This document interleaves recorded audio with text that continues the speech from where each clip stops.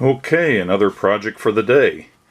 I have a recent video on the Mr. Nixie Nixielyzer, which is a 6-band audio spectrum analyzer using Russian IN9 bargraph Nixie tubes.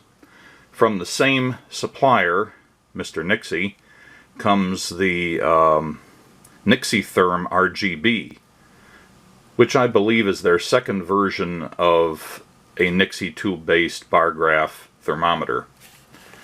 I've actually ordered a couple of these and go through and dispose of all the padding.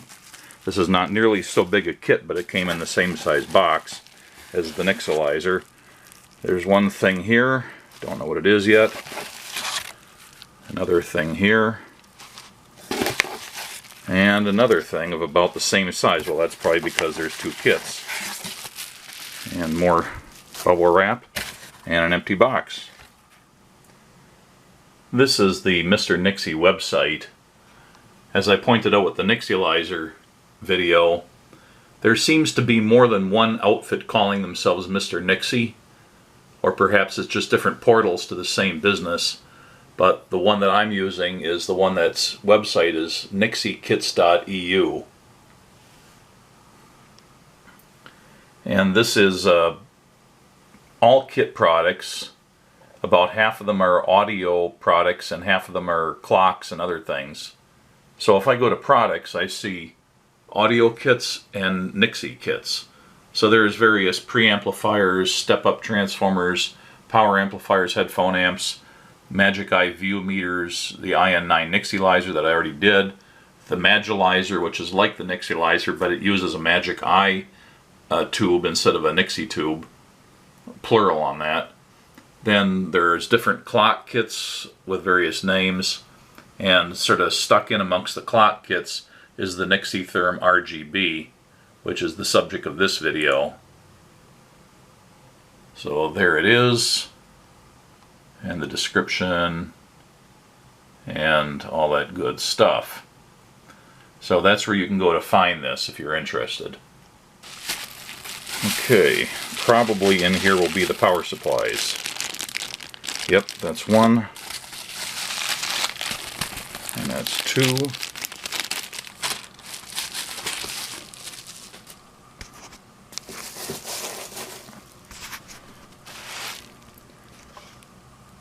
Since I'm giving one of these as a gift on Christmas, I'm going to have to do a quick inventory to make sure everything's in good shape. So if there's anything missing or broken, there will be time to get a replacement before it has to get wrapped up. Here are all the major parts, the clear acrylic parts and the darker colored acrylic parts, a high voltage warning sticker, and the circuit board and bag of all electronic parts, along with the Russian IN13 bargraph Nixie tube. It's very similar to the IN9 used on the Nixielyzer, except this one has 3 wires. I'm not sure what the difference is, but otherwise they seem to be very similar.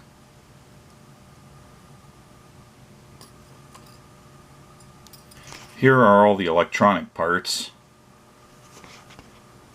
Besides, of course, the power supply, there's a couple of Nixie tube clips, a set of 4 rubber bumpers for the bottom of the case, 3 different sizes of screw, 2 angle brackets, a surface mount inductor, 2 different values of trim potentiometer, a white LED, 4 nylon spacers, 2 silicone rubber sleeves, 8 black screws, 4 black spacers, an 8-pin IC socket, just as with the Nixielyzer, which came with this kind of cheaper socket, which I never use if I have a choice. I've replaced it with one of my higher quality sockets here. I'll throw this one in the parts bin.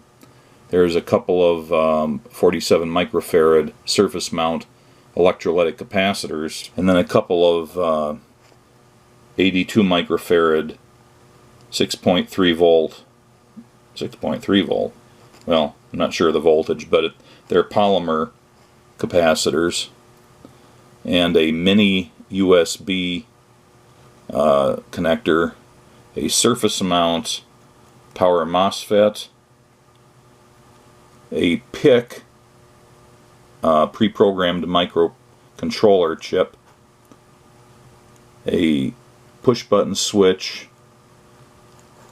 the LM35DZ temperature sensor IC in a 3-pin package. It looks like a transistor, but it's really an IC. And then there's the high voltage transistor MPSA42, no doubt for driving the Nixie tube. There are also many other parts. Most of the tiny surface mount parts are pre-soldered on the circuit board.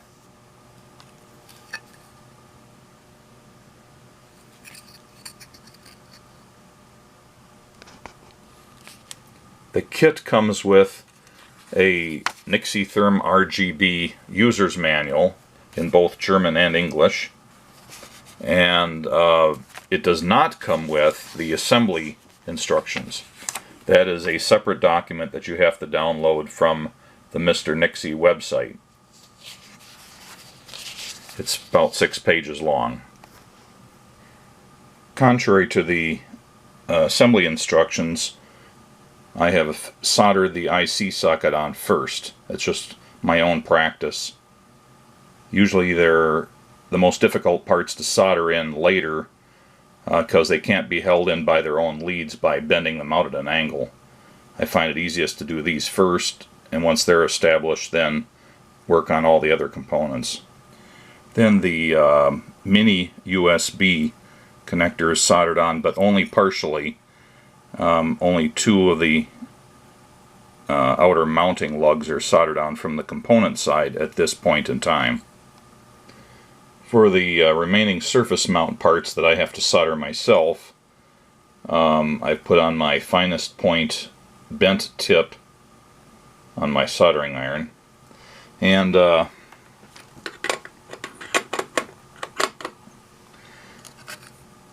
it turns out there is a good reason for not putting the IC socket on yet, and that's soldering this one capacitor here. It's really difficult to get in there and sweat that joint with the socket in the way, so I shouldn't have done that, but I think I can get around it.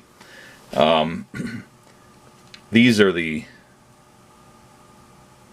surface mount electrolytic and polymer capacitors, and the tabs don't even stick out past the side, so you can't heat these pads directly. What you have to do is just lay them on the bigger pads on the circuit board and then heat up the edge of the pad, and that should flow the whole thing and hopefully adhere to the tabs on the capacitors. I'm going to put a little bit of my Chip Quick surface mount part flux on there on these to help them flow on. Luckily my Panavice's normal vise head is wide enough to hold this board, just barely. I do have another head for it that'll extend way out and hold bigger boards, but this one will work. I finally, I think, got these the polymer capacitor and the electrolytic capacitor soldered down. It's really hard to do. I think that these parts should be pre-soldered just like all the other surface mount parts. I had a heck of a time getting the solder to flow properly, and they kept falling off after I thought I'd soldered them. I hope I haven't done any heat damage. Now the LED is soldered on right there behind the USB connector. There does seem to be a fundamental problem with this kit comparing it to the Nixielyzer. For example, these holes here for the USB are really too small and too close together to solder with a normal electronic size soldering tip. You'd have a heck of a time doing it with one of those. Luckily I've got my fine tip for surface mount, but even then it's really hard to do this. This is not a beginner level kit. You're going to have a fine tip soldering iron, some fine solder, a magnifying lens to work through, Otherwise you're going to probably fail at this. And now these other two capacitors, one polymer and one electrolytic, and this power MOSFET. The power MOSFET was a lot easier to do than the capacitors, because at least you can see what you're doing and you can get the iron on the top of the MOSFET's pins for better heat transfer. Alright, the inductor is on there now, and also the extra pins on the mini USB connector that weren't supposed to be soldered until at this point. Next up is the push button switch, and then the two trim potentiometers. It's important to note that they don't have the same values. One of them is a 1K and the other is a 47K, and the pots are marked in really tiny print. 102 is 1K and 473 is 47K, and they are marked on the board, as well as using the TR1 and TR2 designators that are cross-referenced in the bill of material in the assembly instructions.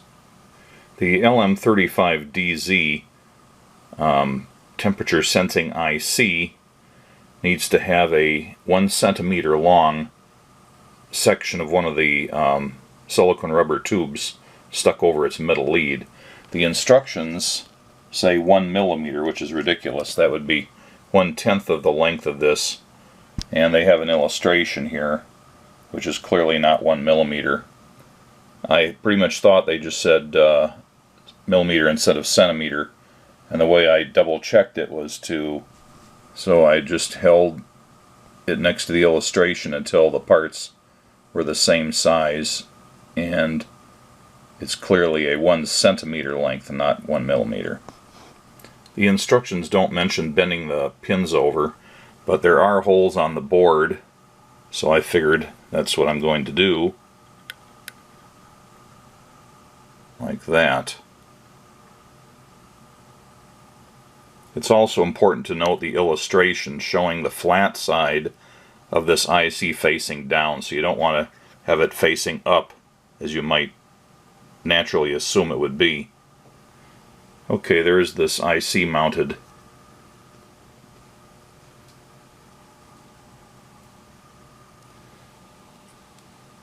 The high voltage transistor goes on from the bottom side of the board. It doesn't say how far to push it down, but I just went with the angles that are already on the bent transistor legs as a guide for how far to put it in. It's also a shallow case, so I don't think it would fit if it sticks out much more than that. And it's soldered from the component side right above the inductor. And I plugged in the IC at this stage. It really said to do it right after soldering the socket, but I held off until I had soldered these other components. Okay, I've got the included USB power supply plugged into my power center, and I'm supposed to plug in the mini USB plug into the circuit board at this point, and I should see the power LED glowing green, and the RGB LEDs here should start going through a sequence, starting with the red color. Okay, it must be the other way around.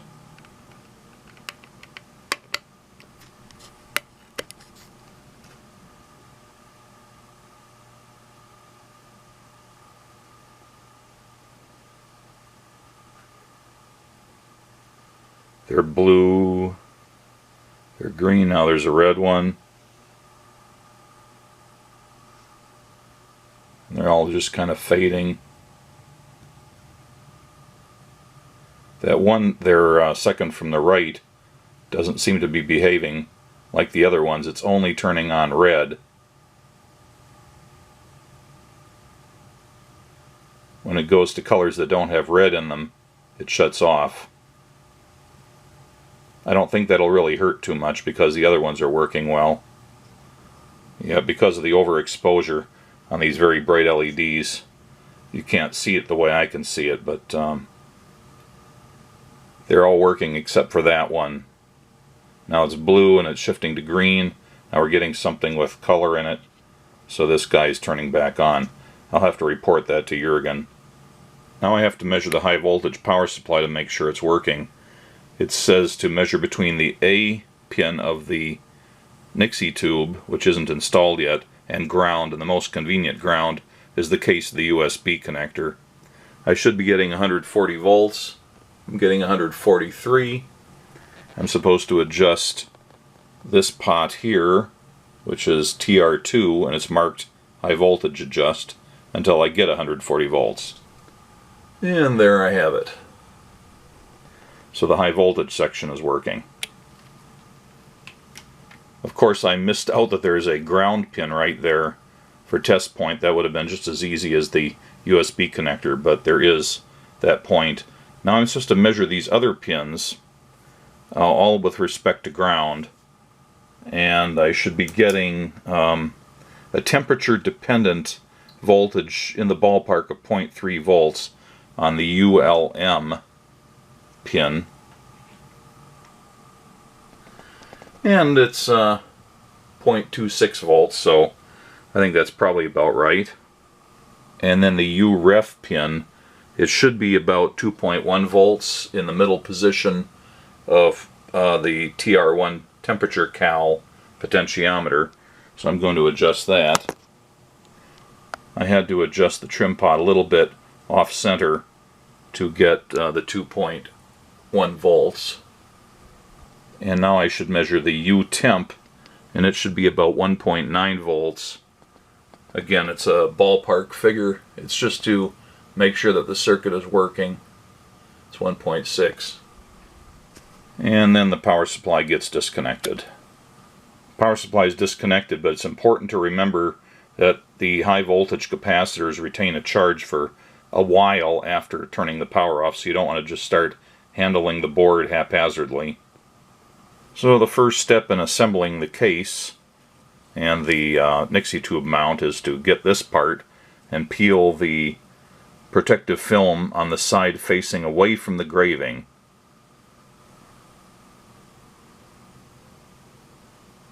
There was no protective film on the side with the engraving, probably because it was engraved and had to have the film removed first. These acrylics are actually pretty brittle, and with the long leg going here and then around and back down, this middle part was kept in there and taped on with some masking tape to protect it from breakage during shipment, but now it needs to be removed. Then the two Nixie tube clips have their protective film removed front and rear. The instructions now call for mounting the scale upside down in a vise, and not one with teeth on it that's going to chew up the plastic when you tighten it. My Panavise works pretty well for this. The two clips are put on now. They're slid through this opening here first, with the opening towards the back, and I do have the engraving towards the back. So one snaps in at this end, and one snaps in at this end. Now the Nixie tube is inserted from the bottom, just like that. It's important to make sure that the side with the grid is facing forward and the side with all the printing on it is on the back. And the tube is made so the flat where the glass is squeezed over the leads is pretty much oriented so that if you use that as a guide, then you'll have the tube centered rotationally. Next is to take the two LED covers here and the two longer M3x10 screws and assemble along with these mounting brackets to the scale. But the plastic film needs to be peeled off the LED covers first. So the two M3x10 screws, which are not black in color, they're the regular silver color. The photo shows black screws, but that's not what's furnished with the kit. There are no 10mm long black screws with the kit. So the only ones that fit are the silver colored ones. Those go through one of the LED covers, through the scale, through the other LED cover, and then they thread into the threaded parts of the angle brackets. Supposed to snug them up without making them super tight.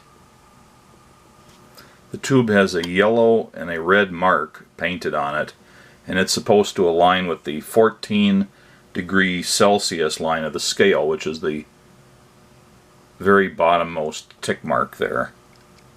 And it can be adjusted in there. But the thing that holds it in is where it's soldered to the circuit board. There's nothing that'll clamp it in place at this stage. These clips here don't hold it that tightly.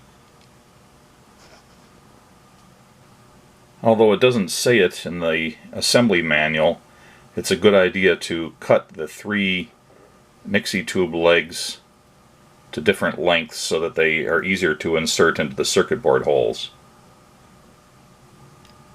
Now the brackets from the scale get screwed to the circuit board. It's important to make sure that the front side of the scale is facing away towards the front of the circuit board. And once again, you have these 2 silver colored screws. In the manual it does show the silver colored screws. You need a you need to have a T10 Torx screwdriver in order to put these in, because you're working up next to the scale, and it would really be hard to do it with an Allen wrench style, you know, short Torx driver. You really need something long enough to be able to get your hand clear of the scale when you're tightening these down. And they just tap into the circuit board. There's no nuts on these. A similar method was used on the Nixielyzer that I built earlier. The remaining silicone rubber tube is cut into 2 halves, and they're slid over the 2 outer leads of the Nixie tubes, or Nixie tube. These things are almost like spring steel. They're very springy, and you have to treat them very carefully to avoid snapping them. So these 2 rubber tube sections are slid over the outer legs of the Nixie tube and slid down so they go through the slot in the circuit board and go all the way up to the Nixie tube. They keep trying to slide out on me there, but they do go on more or less evenly. What we're left with here is this situation where the leads need to be bent over and then come back down to the pads on the circuit board. To facilitate doing that, I cut the leads a little bit shorter, and ignore my earlier comment about cutting them at an angle, because it's not necessary in this case. So here's how that came out.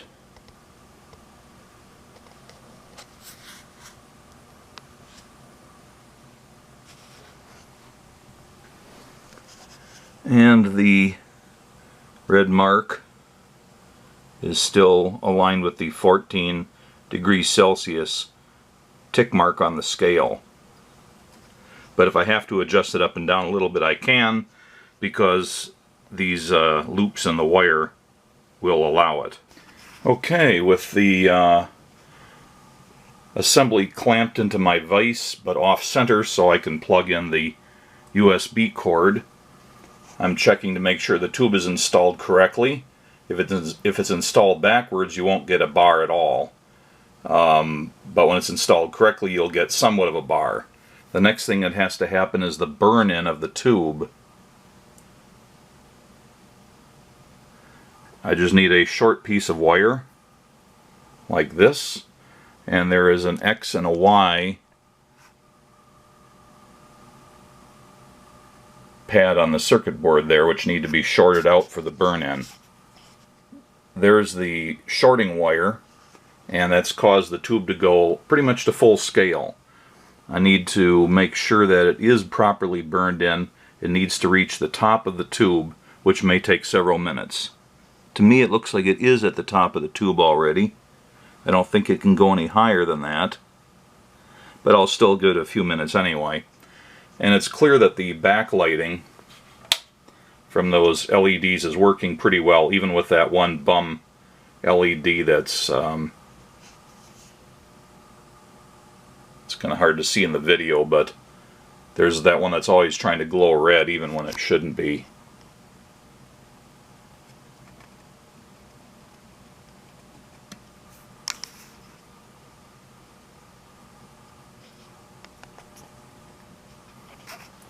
It's producing a pleasing backlight color.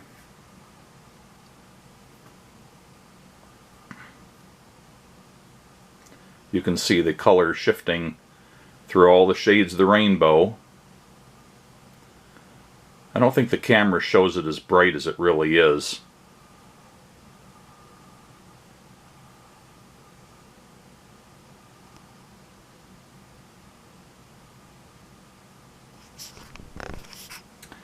Well, it looks like the tube is properly burned in, so I'm going to remove the shunt wire.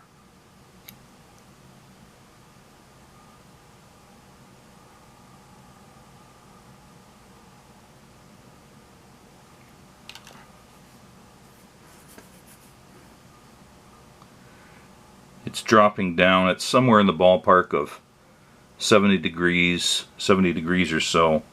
It still has to be calibrated, but that doesn't get done until the case is assembled. I've been working on this long enough tonight. I think I'll give it a break and finish it in the morning. Next, I have to peel the protective film from both sides of the bottom panel and both sides of the rear panel.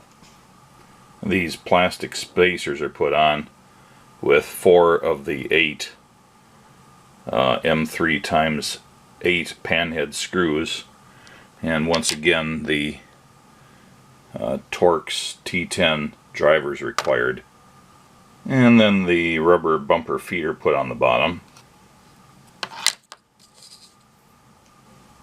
Next, the 4 T2.5 by 6 screws are put in the corners of the circuit board, and then the 4 black plastic spacers are threaded onto that. Well, I had hoped I could have a nice loop on these wires, but as it turns out, the cutout in the case doesn't allow it, so I had to fold them back on themselves like that.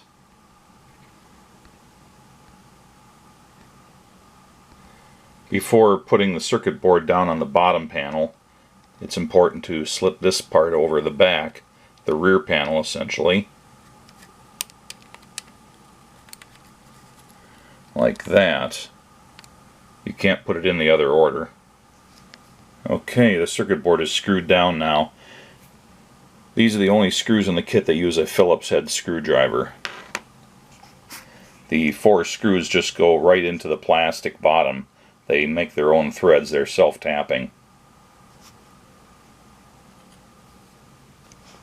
Next, the other 3 sides are put on after first peeling off their backing paper.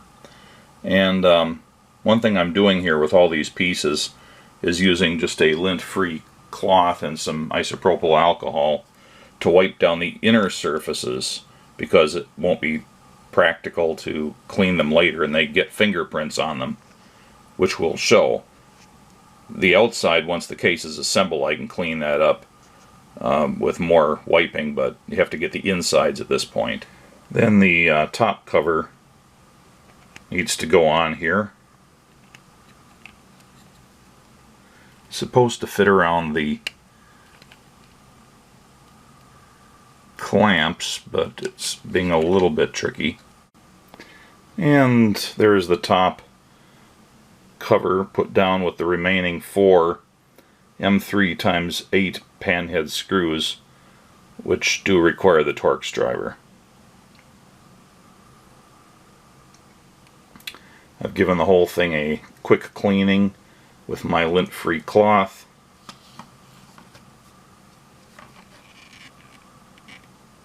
You can see the temperature sensor IC sticking out of the case where it's not affected by the internal temperature of the electronics.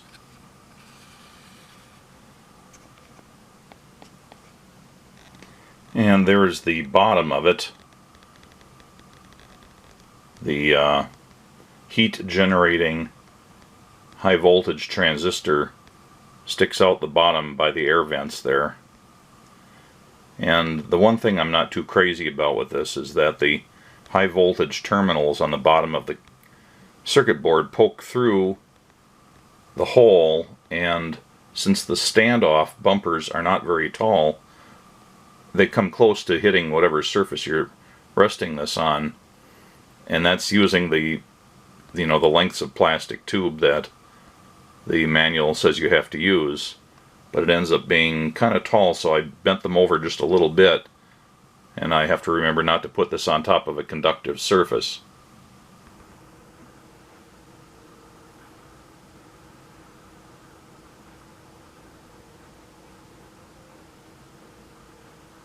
Okay, it's the next morning, and I've turned the Nixietherm back on.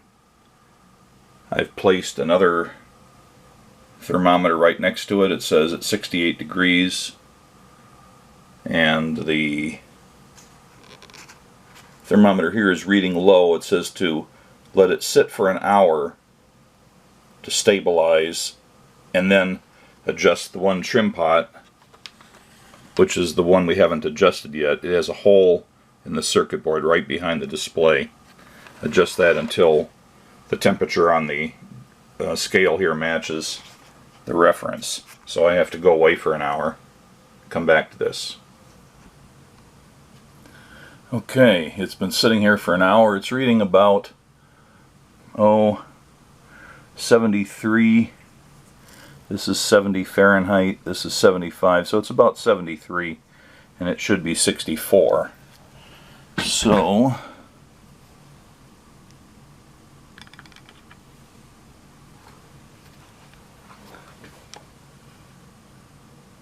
that makes it go up. That's not what I want.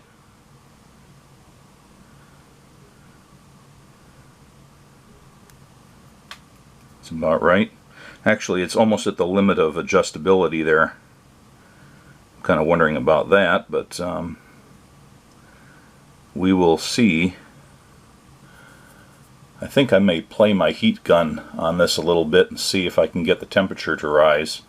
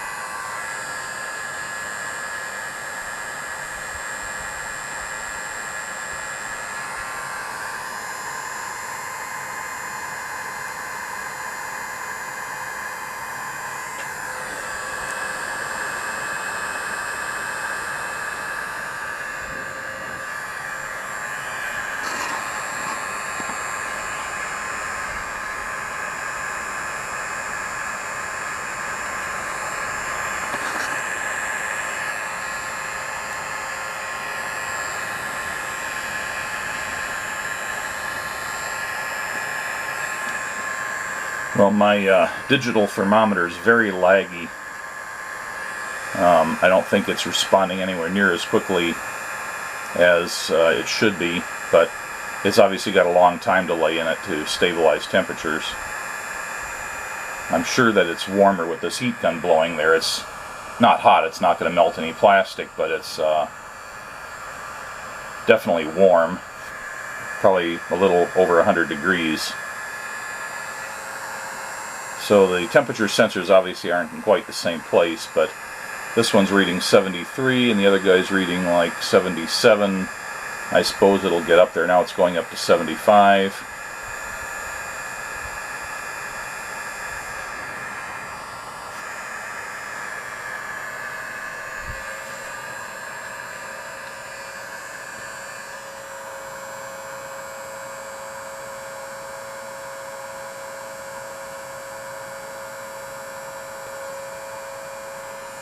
Well, now that one finally jumped to 81. So I would need a stable temperature situation, not just blowing a heat gun at it from one direction to get them to corroborate. I think I'm just going to leave this one powered for a long time and see if it tracks before I decide that it's reliable. Okay, after a couple of more hours, and I brought this other thermometer in here to corroborate the other one. I think this one might be reading a bit low. I mean, these things aren't exactly laboratory grade thermometers, but this one's reading 66 degrees Fahrenheit. This one's 67.5, and the Nixietherm is reading about 67 and a tad more. Obviously, you're not going to be able to, you know, get super fine on this, but I don't really have a situation here where I can easily warm this area up significantly without having a lot of air motion that might result in different readouts on the different thermometers. Since the analog circuitry is linear and the Nixie tube is linear in its response, and the temperature sensor IC is also linear, it should be accurate within reason. There's nothing in the circuit or the Nixie tube or the temperature sensor that would cause a non-linearity, so this should work out pretty well within the normal range. Now, I've got an air-conditioned house. The temperature doesn't change a whole lot except at night when I let it go down closer to 60 degrees. So I'm going to probably check this again in the middle of the night or something when it's colder and see if they track.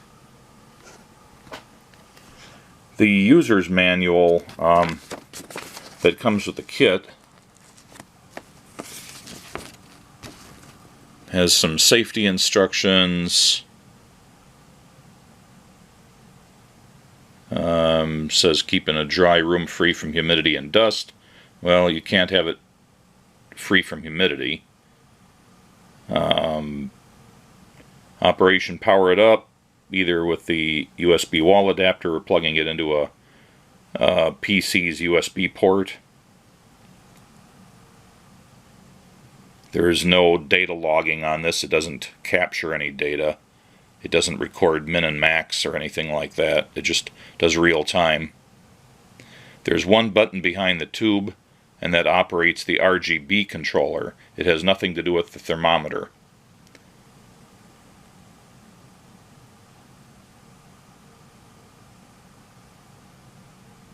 If the thermometer is powered on after a long time of no operation, the display will show a lower scale which starts to rise up slowly to reach the correct temperature, and that's because there is a large capacitor in the analog chain that stabilizes the temperature reading, and it would need to be charged significantly over some time before it reaches the desired voltage and thus the desired readout.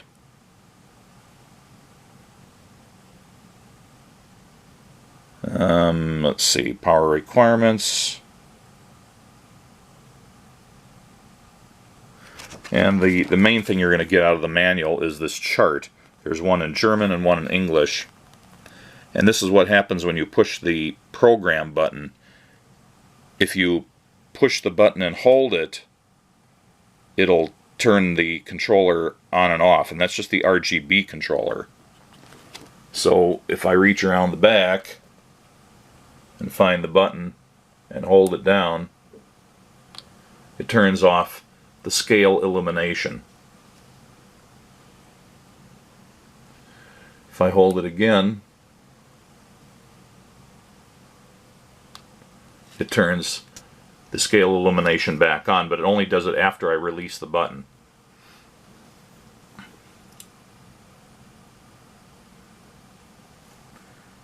Every time you push the button, it changes the color scheme. So, for example, a fade fast through full color spectrum with high brightness, fade fast through full color spectrum with low brightness, marker 2 times yellow flashing. Let's see.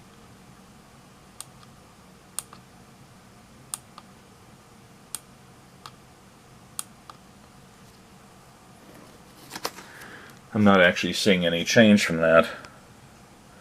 Oh, it briefly starts or stops the... that's it. So it can freeze the color change. It does seem to have been frozen here on the blue. If I push it again briefly, yeah, now it's cycling again. It's going to green. Now if I double click it, click, click, now it changes to a different scheme. I'm going to turn the overhead light off here to show this better. So there's the double yellow flash.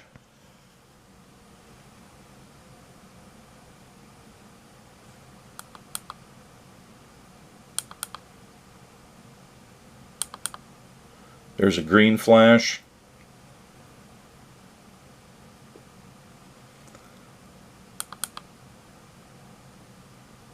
And this is a high brightness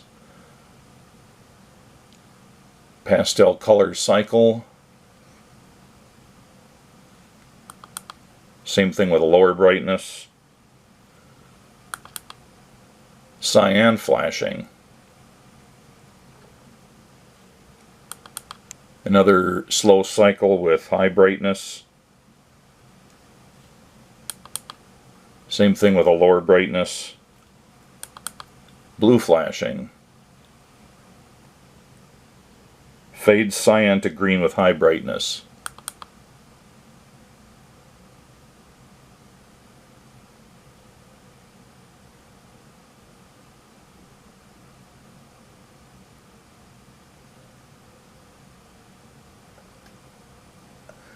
Well, it's a slow change. I'm not going to wait for it. Same thing with a lower brightness. Purple flashing. Fade pink to purple with high brightness. It's going to be very slow, so I'm not going to wait for it. Same thing with lower brightness. White flashing. Breathing colors with high brightness.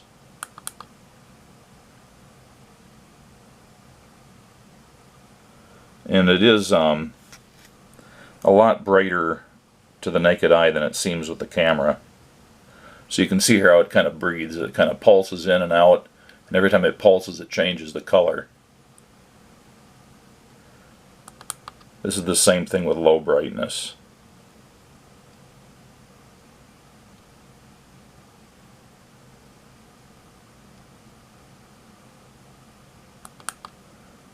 Red flashing.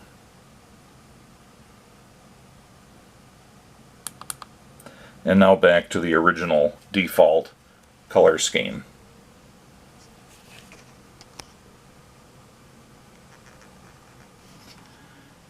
Okay, in the assembly manual is a schematic diagram, which I'm going to go over now, but I'm not going to do it with this one. I've redrawn it according to my own tastes. So let's start out with the high voltage power supply. There is no low voltage power supply on the Nixietherm because it's using the USB power supply, which is in itself regulated. So the only thing we need to do in here is generate the necessary 140 volts for the Nixie tube. The high voltage power supply circuit in the Nixietherm is very similar in configuration to the similar high voltage circuit in the Nixielyzer that I already did a video on. It uses a 555 timer configured as an astable multi-vibrator, and for that it has a resistor from the VCC power supply to the discharge pin, another resistor from there to the threshold and trigger pins, and then a capacitor from there to ground. That sets it up to oscillate, and the reset is not used, so it's tied high.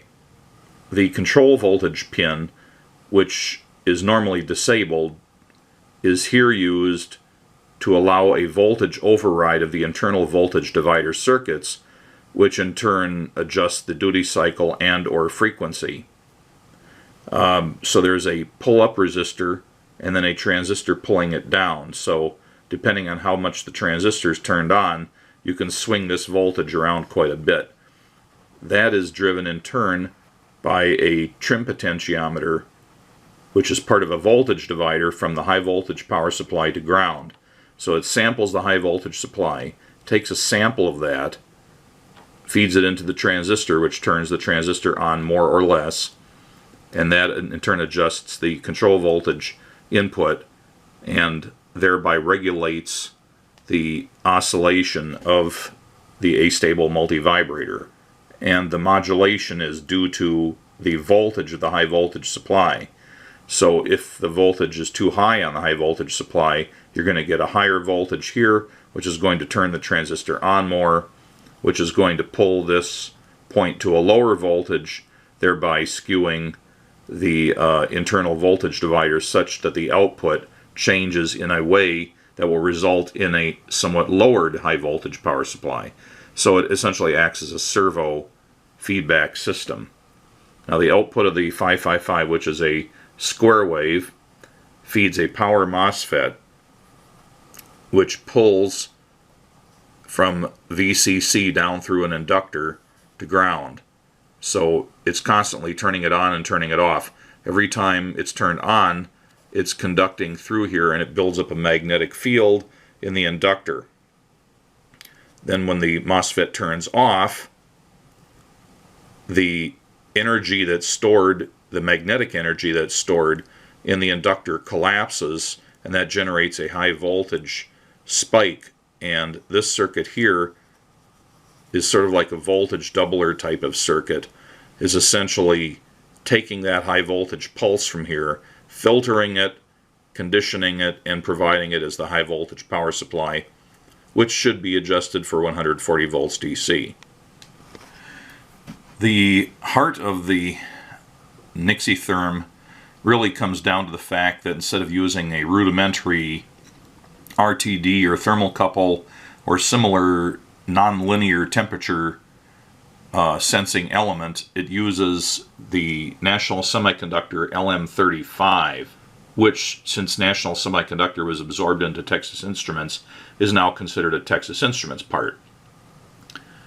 As it says here, it's calibrated directly in Celsius or centigrade. It's linear, plus or minus 10 millivolts per degree Celsius. It has a 0.5 degrees Celsius ensured accuracy. It's rated for a full negative 55 degrees C to positive 150 degrees C range. Operates from 4 volts to 30 volts power supply, less than 60 microamps current drain, so therefore it's low self-heating. In other words, it doesn't consume enough power that it would heat itself up and thereby skew its measurement. Nonlinearity is no worse than plus or minus 1/4 degrees Celsius. And the output is low impedance, so it can drive circuits without any conditioning in between. So basically what this is it has an internal voltage sensing element, and then it's linearized in the IC that's part of the LM35, and probably conditioned in other ways as well. So it makes it really a no-brainer to design temperature sensing devices if you use the LM35. So the LM35 is connected between VCC, which is 5 volts, and ground. Its output is 0 millivolts plus 10 millivolts per degree Celsius. That 0 millivolt here just means there's no offset. And that is sampled by a test point on the circuit board called VLM. It actually says ULM on the board, but that's a European or German thing more specifically. Since we're not German here, we're going to call it VLM. And then it's conditioned with a filter here, which slows down the voltage changes, keeps it from swinging rapidly, in other words. And then it's applied to an amplifier stage to boost the voltage up. It has a feedback element with two paralleled 27K resistors in parallel with a capacitor, and then a resistor to ground from the negative input. It has two of these in series, but that's just to get the desired resistance value. The configuration like this with an RC paralleled arrangement in the negative feedback loop turns this into a low-pass filter. So it's an amplifier and a low-pass filter. The output of that stage can be sampled on the circuit board test point, V temp, and there's also a ground test point. Here's another low-pass filter, and this point can also be pulled up to VCC by installing a jumper at the burn-in terminals X and Y, which just essentially says ignore this here. We're pulling this to 5 volts through a low value 1.3K resistor, so it doesn't matter what voltage is being generated here. This is a high impedance here, and this is a low impedance, so this will win. And jumpering it essentially to VCC won't cause any problem here because of this high value. Then the linear proportional temperature signal is applied to the positive input of the second op amp. And both op amps are part of the same chip. They're both LM358s, which is a dual general purpose op amp. The output of the second LM358 op amp drives a high voltage transistor, which allows current from the high voltage power supply to pass into the anode of the IN13 Nixie tube and out the cathode through the transistor and to ground through these two resistors that are in parallel.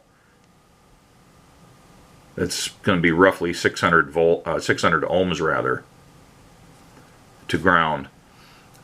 Now that point is measured and fed back into the negative input of the op amp, which makes this a negative feedback arrangement, so it also operates as a servo. And this point here is driven from a reference voltage. It takes the VCC and runs it through the LED, that's the green LED that we looked at earlier. And an LED that's forward biased behaves much like a Zener diode. It will have a fixed forward voltage developed across it. So one part essentially serves sort of as a Zener diode voltage regulator and also as a power on indicator. So this voltage here, which I don't know what it is, let's say it's, you know, around 1 volt. It can depend on the chemistry of the LED. It could be less than a volt, it could be a bit more than a volt, it could be 1.5 volts. I don't really know what it is for this particular one. Let's just call it a volt. And then that's applied to a voltage divider with the temperature adjust trim pot, and then that point is filtered and can be measured as a test point Vref, because this is the reference voltage. Then that's applied to the negative input. So you get a stable amount of current going through here that is proportional to the temperature signal coming in here. So that's really all it takes to make this circuit work as a thermometer. There's also this part of the circuit here, which has nothing to do with the thermometer operation. This is just the special effect of having the scale light up. This is the only truly digital part of the circuit if you don't count the square wave coming out of the 555. So you have a filtered VCC, and it's a PIC 12F629 microcontroller chip. It has the MC, which I'm not looking it up, but I believe that's the clock control input, and by changing the resistor value here, you can make it run at different speeds. I have no idea what speed it runs at with a 1.3K resistor. There are then remaining 5 general purpose I/O pins, which can be analog or digital inputs or outputs depending on how you configure the PIC in its internal software, or firmware in this case. General purpose input, output 4 is not used on this circuit. general purpose input, in this case, number 5 is used to sense when the program button is pushed, which pulls this down to ground. So that's how it can sense whether the program button is being pushed or not. Then the remaining 0, 1, and 2 general purpose I/O pins are configured as outputs. Each of them operates a MOSFET transistor, and each of those provides a current sink for the RGB LEDs. You've got a local filter capacitor just due to the power consumption of these. And each one of these LED 1 through LED 6, these are the ones that illuminate the scale of the thermometer. Each one of them contains 3 LEDs, a red, a green, and a blue. And all the reds are tied together, all the greens, and all the blues. So when this MOSFET turns on, it provides a current path for all of the red LEDs. When this MOSFET turns on, it provides a current path for all the greens, and when the third one comes on, it provides a current path for all the blues. And there are different resistor values here. For the reds, it's a 51 ohm resistor in parallel with a 150 ohm resistor, and that's necessary to get the required current for the desired brightness from the reds. Then the greens require a 150 ohm resistor for the desired brightness, and the blues have a 51 ohm resistor. So essentially this is the highest resistor, this is next highest, and this is somewhat lower.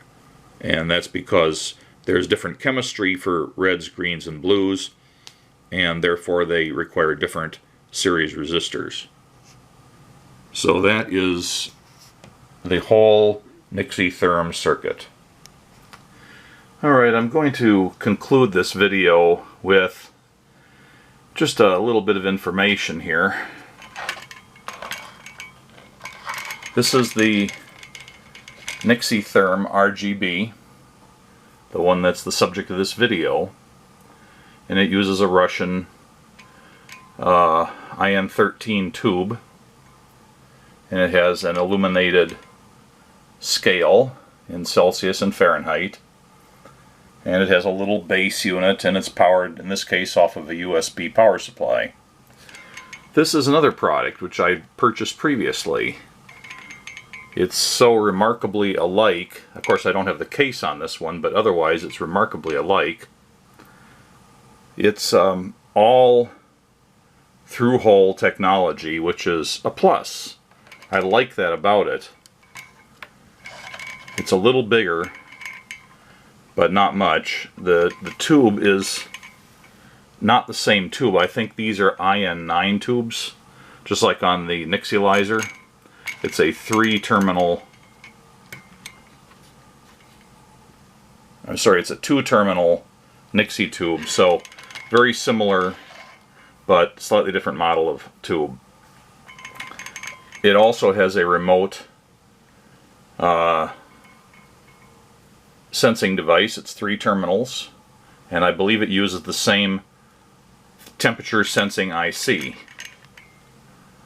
It also has a little front end circuit on it. It also has a high voltage generation section, and it has a burn in and all that stuff, just like the Nixietherm, and it's put out by Elector Labs, which I think is in Germany. And it even has a nice little shunt jumper there for putting it in burnout or burn-in mode. So all that's great, and they have, you know, a nice solid electrical design to this. The major difference, as I see it, is that instead of being an all analog circuit, this is a largely digital circuit. And for the digital, it uses a Arduino, I believe that's a Nano, or a clone thereof, and it gets its power over USB just like the Nixietherm does. Instead of using 6 RGB LEDs, it uses 2 large ones, but I imagine it's going to light up about the same. The reason I haven't finished this is it was sold as a complete kit. The only thing that you're supposed to need is a soldering iron and a couple of tools like a screwdriver to put it together. But when I received the kit, while it had the Arduino was not programmed. I've received a number of other kits that have Arduinos as their brains, and they always came programmed. I went back and revisited the website, and there was nothing about you needing to program the Arduino yourself.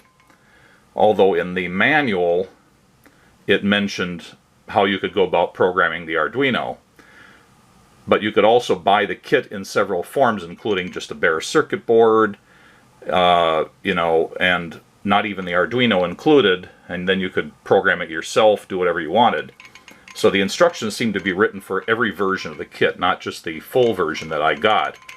And so the holdup was everything worked on it. You know, the LEDs worked, the tube worked, I could burn it in, it went to full scale, it was adjustable, all that stuff was absolutely great. No problems whatsoever. I thought, well, the Arduino program is probably available on their website for download. So I installed the Arduino software so I could communicate with this over USB. And I went to their website and I could not find the necessary program. I tried contacting their tech support. I never got a response. I tried, you know, I don't know, several times. I tried sending emails to info at or support at, everything I could think of besides their web portal for support. Nothing elicited a response. I finally found out there was an Elector store, and I think that was in Belgium or something, Holland, I don't know. It was in another country, I believe, and I, after several attempts, reached a woman there who said she understood what my complaint was. She agreed that it should have come programmed as far as she could understand the website, but she said she wasn't actually Elector Labs, she was just like a sales outlet. And she promised to try and remedy the situation at her end, even if it meant buying an Arduino herself and somehow getting it programmed and sending it to me. That never showed up, and I could never get further contact with her. I finally went to PayPal, that's the method I used to pay for this kit, and they also were not able to reach them. So my understanding is within a few days now they're going to be refunding my money and taking Elector Labs to task. I understand that sometimes there's confusion over kits or kits that are incomplete or missing a part. That's all fine, but you need to have a company behind that supports it. And as far as I could tell, it's like Elector Labs went out of business or something. There's just no excuse for not responding to any communication attempt, either to me or to PayPal or to their store. You don't really know what's going on with them, and I know this is the only product I bought from Elector, but based on my experience with this, I would be very cautious about buying anything from them. I'm not sure if they're still a going concern. That's just my opinion based on my own experiences. If other people know more, feel free to weigh in on the comments. But there's something wrong here, and I thought I would mention it in this video since they are very similar products. Well, here's the Nixietherm RGB in its presumably final location on my desk in my office, next to my Lego lunar module. Now I still have the second digital thermometer here, which is reading about 68.6, and the Nixietherm is reading about 69, so that's pretty good. I did have to recalibrate it when I relocated it in here, and I'm not sure. There's a power supply sitting right next to this, which I moved around, and it didn't seem to have any effect on the reading, so I think it's okay. But it's been sitting here for an hour now, and the temperatures are pretty stable, so I think it'll be alright. Anyway, I'm glad to have this here in my office. It looks nice, and as long as it continues to work well and doesn't give me really screwy answers or temperature readings at some point, I think it'll be great.